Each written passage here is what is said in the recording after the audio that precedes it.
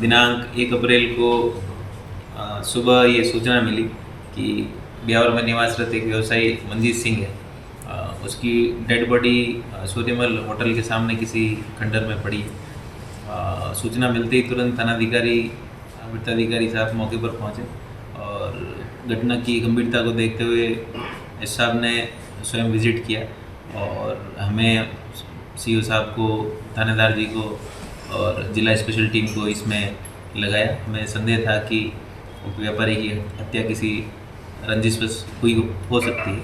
इस बाबत टीम का गठन किया गया। तो 4 दिन से पूरी टीम ने अथक प्रयास करते हुए स्पेशल टीम, थानाधिकारी, सीओ साहब और मैं स्वयं साथ में ही था, हम सभी ने मिलके प्रयास किए और अंततः ये सामने आया कि कैसे ये लोग आए और इसकी हत्या की वारदात को अंजाम दिया। तो अभी तक हमने 3 मुलजिमों को आइडेंटिफाई करके अलग अलग जगहों से डिटेन करने में सफलता प्राप्त की है और आगे जिस तरह की जानकारी सामने आई और भी कुछ चीज़ें जो इनकी पूछताछ के बाद जो हथियार बरामद किया जाना है या जो वाहन इनके द्वारा उपयोग में लिया गया उसके बारे में आगे कार्रवाई की जाएगी। अभी इनको डिटेन करके थाने लाया गया है और गिरफ्तारी की प्रक्रिया चल रही है और इनको ब्यावर जिले से बाहर जिलों से लाया गया है डिटेन करके।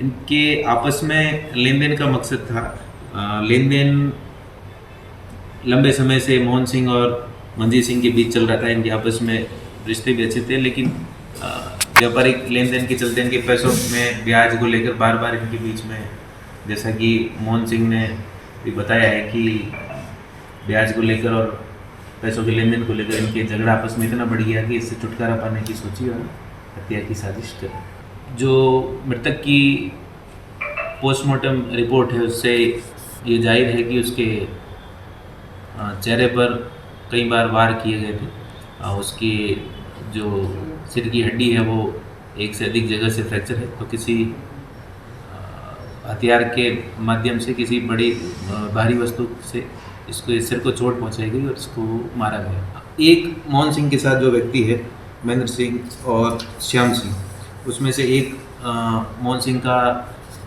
जो ट्रेलर चलाने का काम करता है उसका ड्राइवर है और एक उस ड्राइवर का जो भाई है जो उसके साथ वो इस अपराध में संलिप्त है।